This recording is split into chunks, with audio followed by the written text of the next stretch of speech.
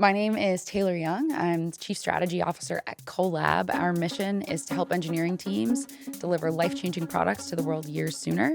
And I am a very proud, mediocre soccer player.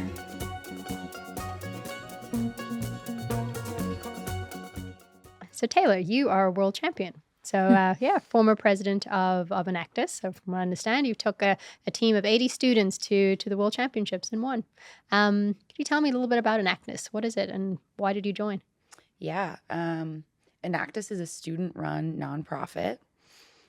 I joined when I was still in high school because the school I went to had an extra requirement for the number of volunteer hours that you needed. Mm-hmm. And me and a friend of mine, Angelise, were like, how are we going to get these hours? We need to find some way to get these hours or we're just going to be like volunteering at these events we don't want to be at for too long. Fair enough. So we found this organization and it was out of the business school at MUN. And basically what they do is they start social enterprises or just generally like nonprofit projects with the goal of using entrepreneurship in some fashion to improve the quality of life and or standard of living of the community. But then they also compete against all these other teams of students all around the world to see who can have the biggest impact on a community in a year. The kind of like gold standard, the big kind of achievement or accomplishment kind of far off in the distance was winning this like world championship. We started a project called Succeed. It's still run today by Emily Bland here in St. John's. It still exists. And yeah, we won and it was exciting and rewarding and all those things. And yeah, the program still runs at MUN. Yeah. So it's great. So you're speaking about doing business, but really, and that's what you were studying at MUN, but really you got to have see how business could work and have an impact in community and what that actually looks like. Is that what you had imagined when you went into business? Like why business? Why did you choose to go into business at MUN? Yeah, I grew up in an entrepreneurial family. My dad started a business with his brother in his early 20s. I worked at that business. And so I think that was probably what gave me that like interest or kind of spark for entrepreneurship and small business. But definitely what I saw through Enactus was that building a sustainability model into small community nonprofit projects can be how they stand the test of time. What is it about CoLab? So you finished at MUN, you were doing entrepreneurship, social enterprise, and then you joined a tech startup. Why and how? How did that come about? Yeah, I was still at MUN when I joined CoLab. I was still a student. I was still doing Enactus, actually. We had just won that big kind of competition, whatever. World champion, I believe, is what we're calling it. Yeah. And I knew entrepreneurship was still important to me. I think as much as Enactus was very fulfilling for me, it always felt like there was a real safety net there, that this is supported by the university. These things can be created and dissolve very quickly with a little consequence. And that was amazing as a learning experience. But I wanted something that felt a little less safe, I guess, a little more real, so to speak. I heard that this guy got offered a full-time job at Tesla and turned it down to start a company. And I was like, who is that?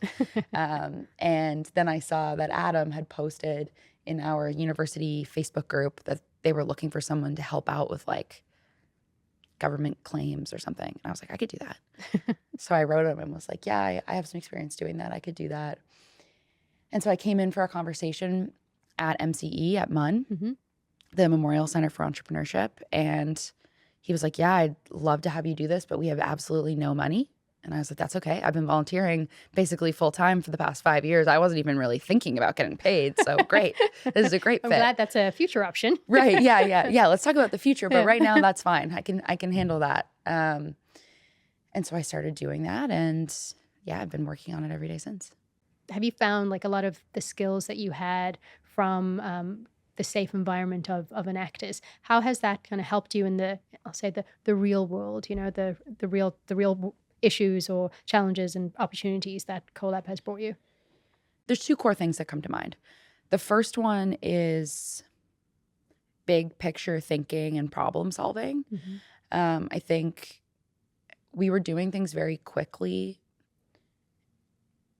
and we were dreaming very big.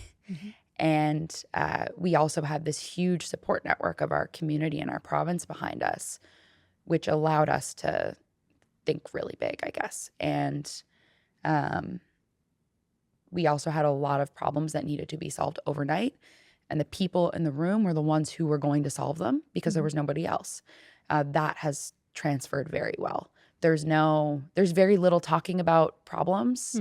There's a lot more diagnosing problems and then immediately having to be the one to fix it. I would say the other thing is just figuring out how to work with others. Everyone, when you're in a completely volunteer environment, everyone is there because they want to be. That comes with a lot of passion, a lot of opinions, a lot of ambitious, hardworking people, all in the room together. That means you have to figure out kind of the rules of engagement, and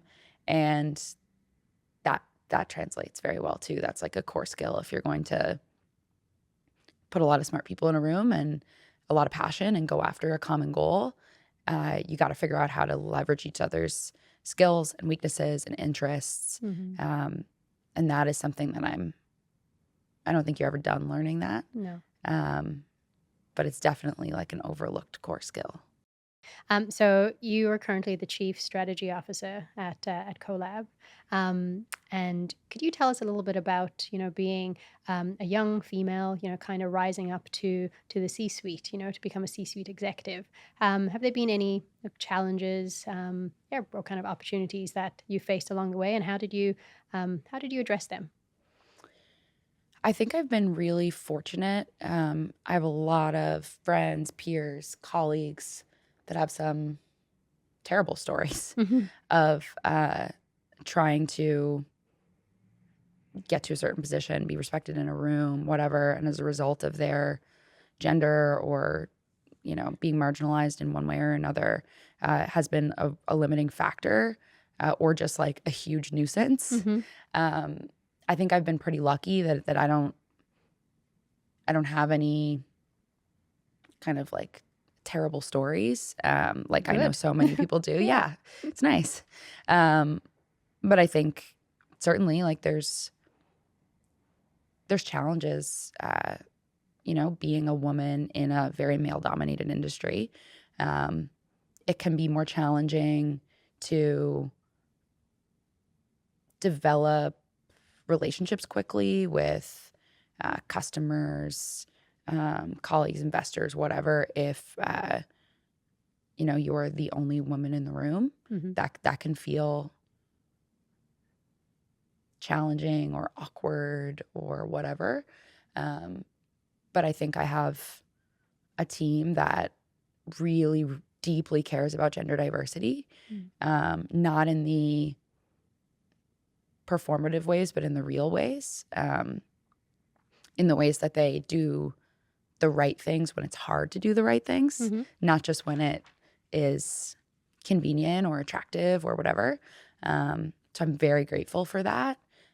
Our executive leadership team is 50-50, men and women. And yeah, I think that sets a certain tone across the entire organization when you make that decision.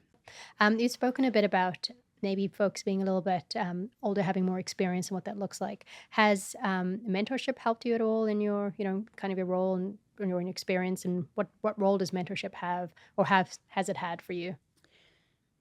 Absolutely. Mentorship has been really helpful. I think one of the biggest places that mentorship has added value for me is often not even in like really specific advice or anything like that, but in just validating where you are, what you're feeling, recognizing that like a startup journey is so filled with uncertainty. To me, that's a big place that mentorship has come in, just in kind of pushing out the self-doubt. Yeah, it's been good for that.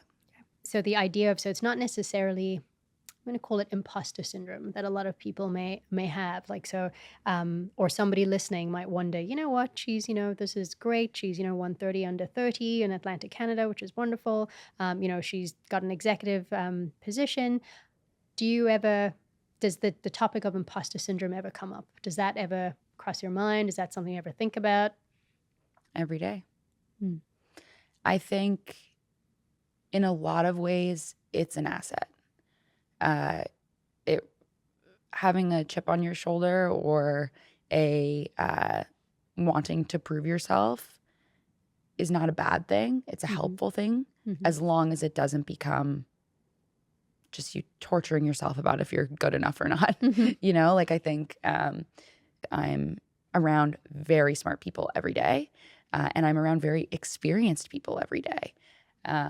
CoLab was effectively my first job. I definitely have to find other ways to measure my value outside just work, because when you're an ambitious person and you're constantly pushing yourself to do more, you can very easily, torture yourself with imposter syndrome. We're still in a relatively small community, and so just naturally there are people.